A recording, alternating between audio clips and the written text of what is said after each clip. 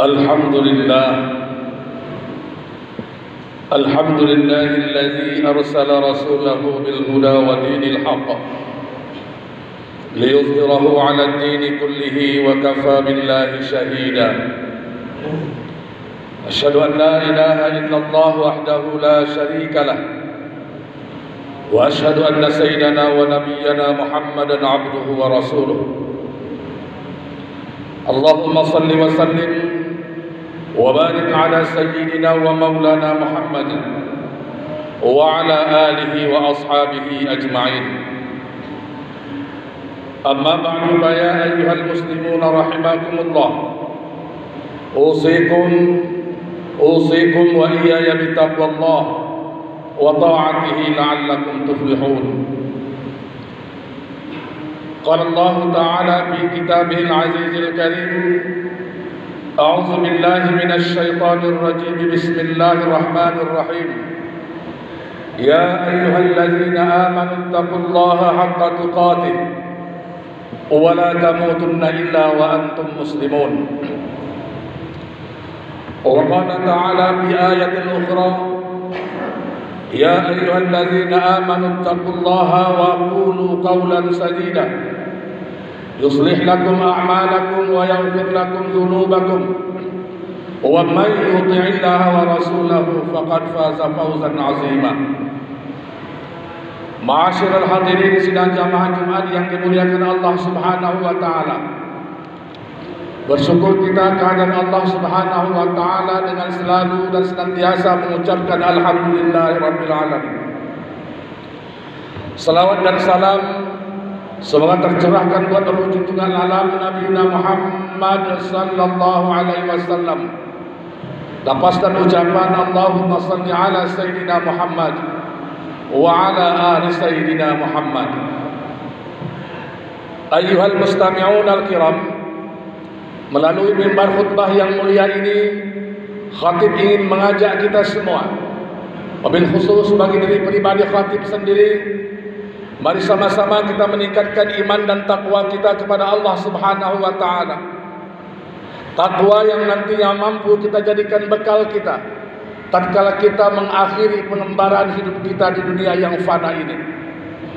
Karena Allah Subhanahu wa taala mengatakan, wa tazawwadu fa inna khairaz zadi taqwa. Ma'asyiral hadirin yang dimuliakan Allah Subhanahu wa taala. Adapun tema atau judul khutbah singkat kita pada kesempatan yang berbahagia ini adalah membangun generasi muda yang berakhlakul karimah. Ma'asyiral hadirin yang dimuliakan Allah Subhanahu wa taala. Salah satu misi yang diemban oleh baginda Rasulullah sallallahu alaihi wasallam tatkala diutus oleh Allah Subhanahu wa taala pertama kali, tidak lain dan tidak bukan adalah untuk memperbaiki akhlak, merenovasi akhlak, mereformasi akhlak masyarakat jahiliyah kala itu. Hal ini dapat kita lihat dalam hadis baginda Rasulullah sallallahu alaihi wasallam. Hadis riwayat Baihaqi, innama bu'istu liutammima makarimal akhlak. Kata Rasulullah sallallahu alaihi wasallam, sesungguhnya aku tidak diutus kecuali untuk memperbaiki akhlak. Ma'asyiral hadirin yang dimuliakan Allah Subhanahu wa taala, perlu kita ketahui bahwa masyarakat jahiliyah tatkala baginda Rasulullah sallallahu alaihi wasallam diutus bukanlah masyarakat yang bodoh. Mereka adalah masyarakat yang punya peradaban, pintar dan cerdas.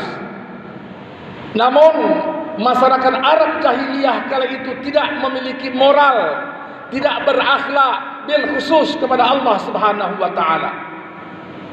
Nah, oleh karena itu baginda Rasulullah sallallahu alaihi wasallam diutus ke muka bumi. Tujuannya tidak lain dan tidak bukan adalah untuk memperbaiki akhlak, terutama akhlak kita kepada Allah Subhanahu wa taala. Pertanyaannya adalah, bagaimana akhlak seorang hamba kepada Al-Khaliq? Bagaimana akhlak seorang hamba kepada Allah Subhanahu wa taala? Jawabannya tidak lain dan tidak bukan adalah tatkala Allah Subhanahu wa taala memanggil kita, maka datanglah. Ma'asyiral hadirin yang dimuliakan Allah Subhanahu wa taala, sebuah ilustrasi ringan barangkali dapat khatib ketengahkan pada kesempatan hari ini. Ketika kita punya anak, ketika kita punya putra putri, kita panggil 5 kali. 5 kali kita panggil, tidak menyaut dan tidak datang. Kita sebagai orang tua pasti akan marah. Pasti akan marah. Kenapa? Karena anak-anak yang kita panggil tidak datang. Sekarang Allah Subhanahu wa taala memanggil kita 5 kali sehari semalam. Coba jawab. Allah Subhanahu wa taala memanggil kita zuhur, Allah panggil, asar Allah panggil, maghrib, isya, subuh Allah panggil. Kita pura-pura tidak dengar.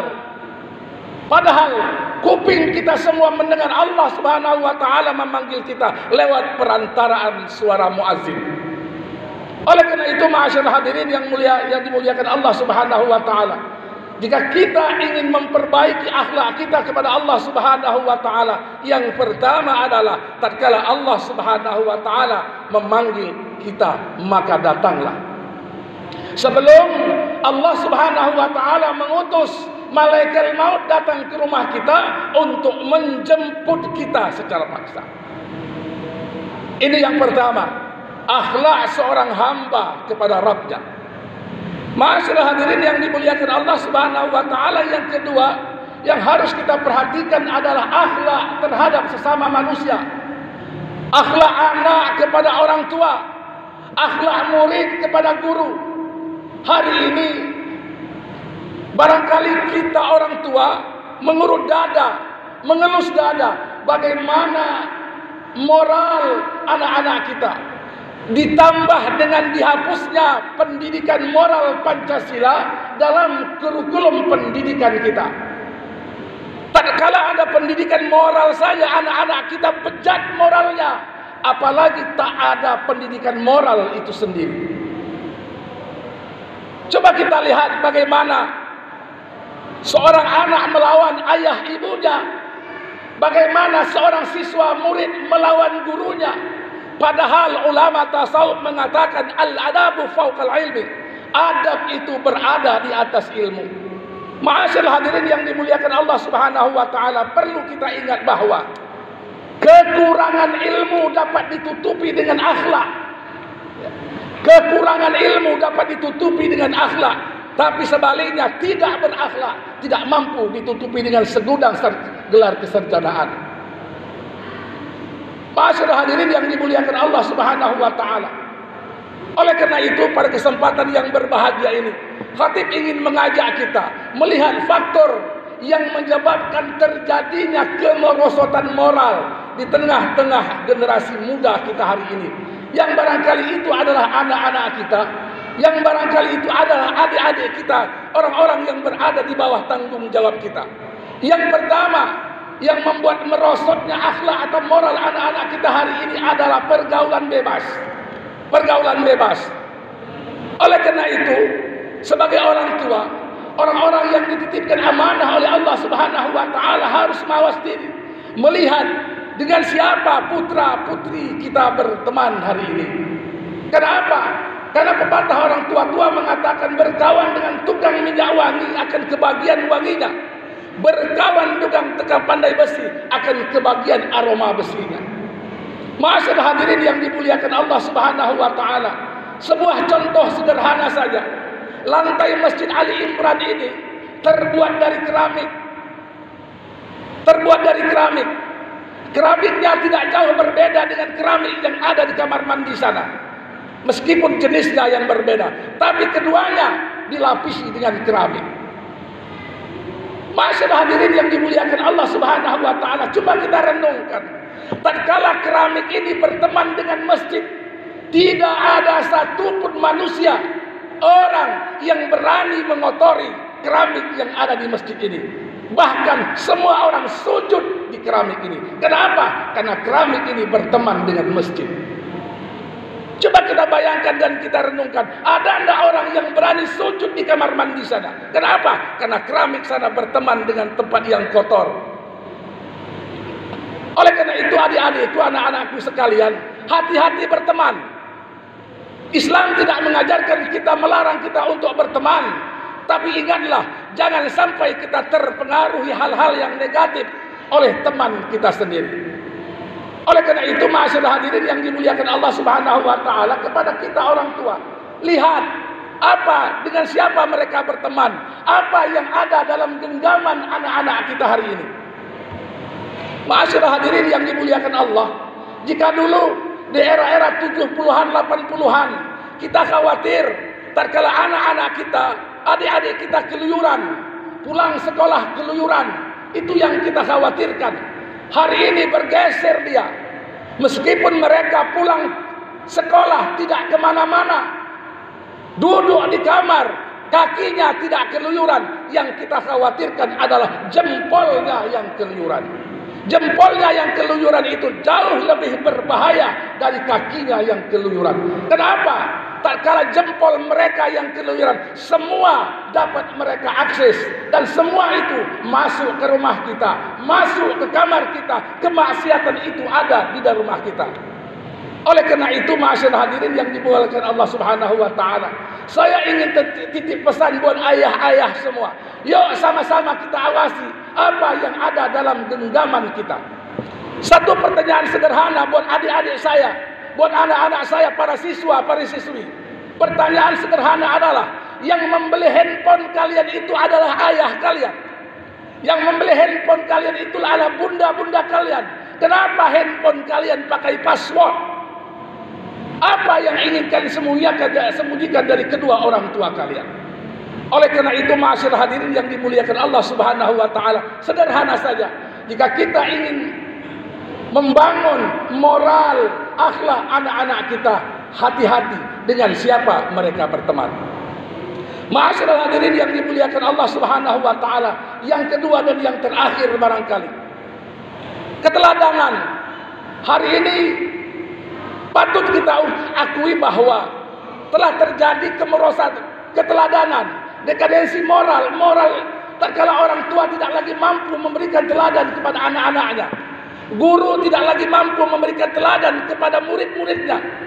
Bagaimana kita berharap anak-anak kita bisa makan duduk kalau gurunya, kalau ayah ibunya makan berdiri? Maka ada pepatah orang tua-tua kita mengatakan, tatkala orang tua makan berdiri, maka anaknya akan makan berlari. Tatkala orang tuanya berkata kotor, berbahasa jorok di rumah, jangan pernah berharap putra-putrinya akan berbahasa santun di kemudian hari.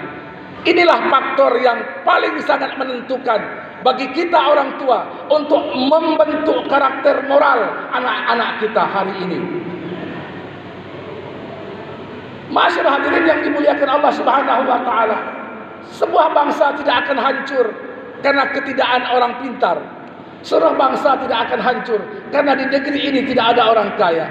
Tapi negeri ini akan hancur, Darussalam akan hancur, bahkan Batu akan hancur, bahkan Sembah Rokan Hilir akan hancur jika orang-orang yang ada di kampung ini tidak bermoral dan berakhlak. Oleh karena itu, mari sama-sama kita bangun, kita bentuk moral anak-anak kita, akhlak anak-anak kita, sehingga ke depannya kampung kita akan jauh lebih baik lagi. Demikian barangkali khutbah singkat kita pada kesempatan yang berbahagia ini. Mudah-mudahan ada manfaatnya bagi kita semua.